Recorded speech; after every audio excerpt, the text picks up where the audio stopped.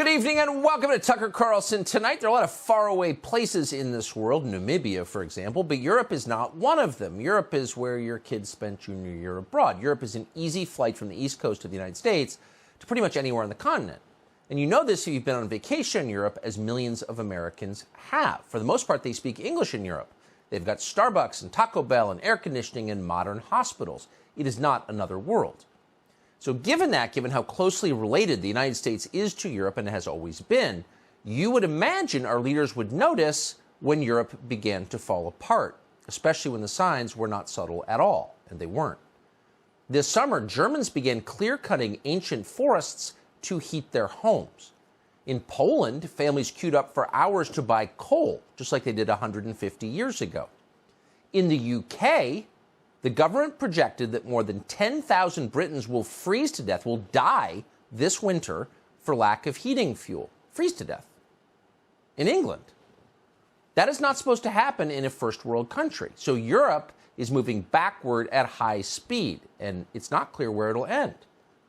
So the question is, why is this happening? And the answer, for once, is a very simple one. The war in Ukraine. That's why it's happening. A huge percentage of Europe's energy came from Russia. Those imports have now been banned, supposedly to punish Vladimir Putin. What's the result of this punishment? Well, the Russian ruble is now far stronger than it was a year ago. The European economy, meanwhile, is collapsing. Europeans are much poorer than they were when the war in Ukraine started. So how is that a victory for Europe and the West and democracy? Well, that's a fair question. It's an obvious question. But no one in Washington appears to be asking that question. Instead, the Biden administration is doubling down on the self-destructive mistakes that are destroying the European Union. The White House banned Russian oil, natural gas, and coal. It was our moral duty. And then at the same time, the Biden administration crushed domestic oil production here by canceling oil and gas leases. And then, as if that wasn't enough, the Biden administration sold a piece of our strategic petroleum reserve, maybe this country's most important resource, to China. None of this hurt Putin in any way. All of it impoverishes the United States. So what could possibly be the justification for doing that? We've wondered. Anyone who's paying attention has had to have wondered that. Well, this week, Congressman Jamie Raskin of Maryland, of Bethesda, answered that question. Russia is an Orthodox Christian country with traditional social values. And for that reason, it must be destroyed, no matter what the cost to us. So this is not a conventional war. This is a jihad. Jamie Raskin said that out loud, but many in Washington agree with him, in both parties. They would like to see World War trans immediately. So what is a jihad going to mean for you? Well, the details are stunning. Thanks to the Biden administration's religious war in Ukraine, this country is about to run out of diesel fuel. According to data from the Energy Information Administration, by the Monday of Thanksgiving week, that's 25 days from now, there will be no more diesel. So what's going to happen then? Well, everything will stop. That means trucks and trains and barges all unable to move. Farm equipment will shut down. There will be no deliveries because there will be no trucks. There will be no diesel generators. And then, inevitably, our economy will crash because everything runs on diesel fuel. Not on solar panels, not on wind farms, on diesel fuel. Diesel is not a negotiable commodity. You have to have diesel. So what happens when we don't have it? Well, yesterday, Fox's Jackie Heinrich, apparently alone in the White House press corps, asked the White House spokesman John Kirby that very question. What's the plan here? We're running out of diesel. John Kirby, standing at the podium representing the White House, the President of the United States, the administration, the largest organization in human history, the executive branch of government, had no answer. But don't worry, he said. We will be exporting plenty of energy to Europe to help fight that progressive crusade in Ukraine. Watch. What are we doing to increase the supply of diesel, given that the Energy Information Administration said as of October 14th, the U.S. only had about a 25-day supply? You have the Northeast and New York already rationing home heating oil. what are we doing to prepare for the winter and to ramp up supply of diesel? I'll take the question on the diesel because I just don't have the data on that in front of me. So let me take that and we'll get back to you on that. But writ large, the president has been working very, very hard to make sure that we're that not only are we ready for fluctuations that could come, and of course the prices are going down, and we think that's important, but that we are also doing what we can to help our European friends and partners who are also going to be facing a long, cold winter. We have doubled our commitment. The commitment he made in March for natural gas exports to Europe, we've doubled that commitment in terms of actual, getting things over there, getting natural gas over there. And we are working with foreign suppliers of natural gas and oil to see if we can't help our European partners diversify their own storage and supplies. So just pause and savor the irony here just for a moment, because now everything is irony. They've been telling you for decades, since Al Gore left the White House, that the single greatest threat to the world was warming, and because of their efforts to fight warming, you are in danger of freezing. And unlike warming, freezing actually kills people, a lot of people every year, and it will kill people in the West this year thanks to their efforts to fight warming. Okay.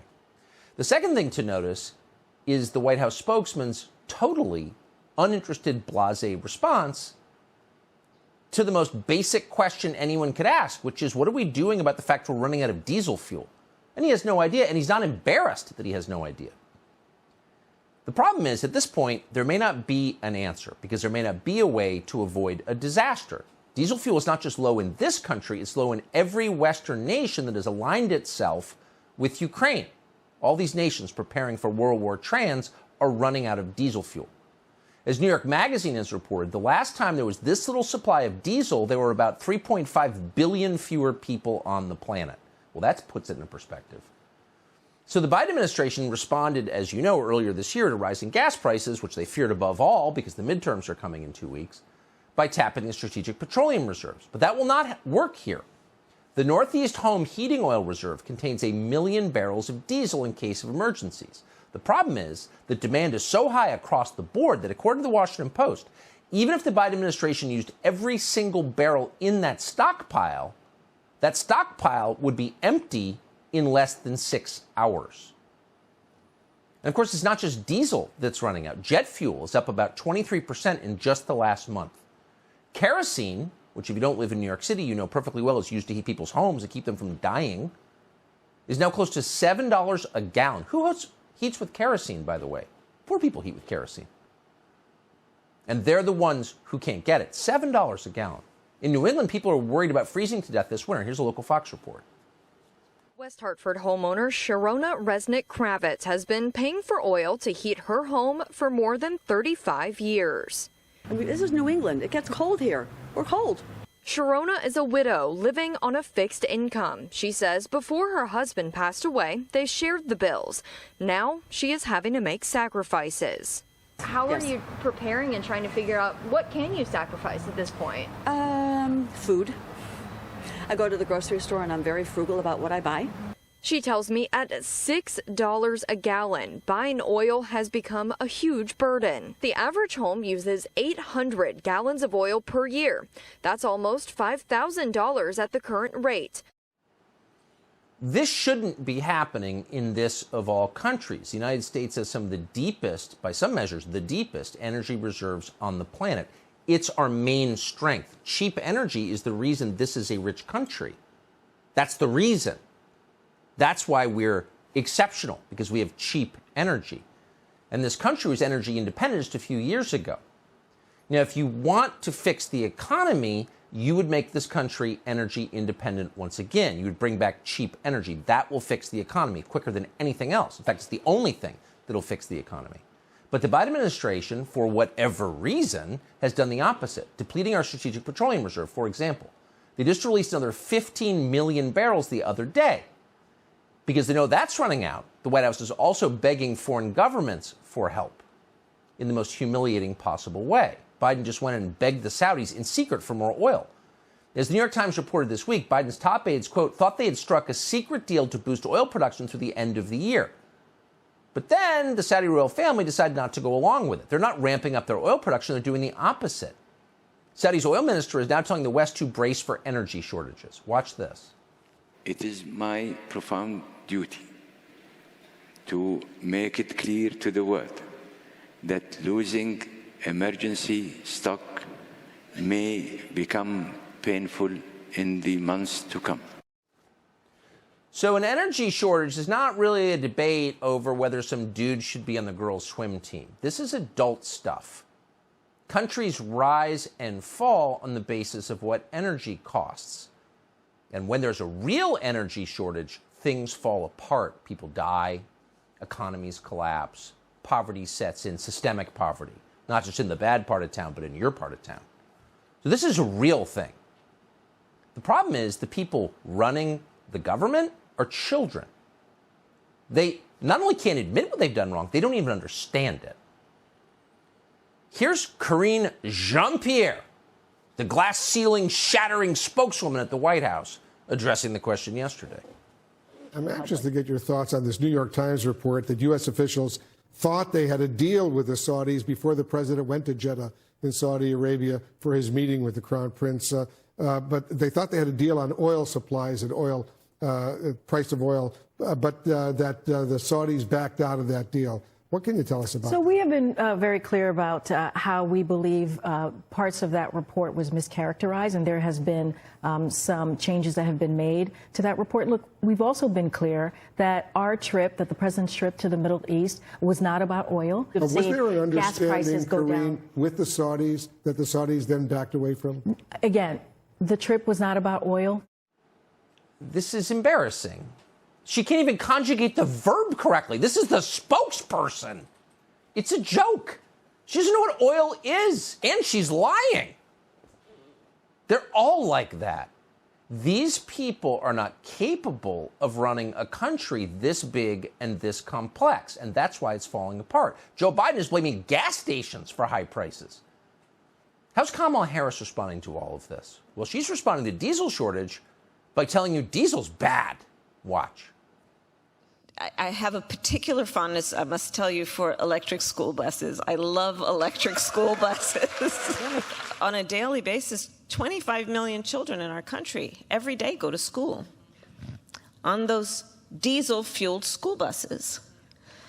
And hundreds, thousands of school bus drivers are driving those buses, which are then these people, these children, these adults, are inhaling what is toxic air.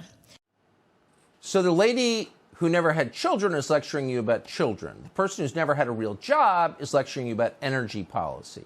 The woman who told you masks would stop COVID is telling you about diesel fumes and their effect on your body. This is a joke.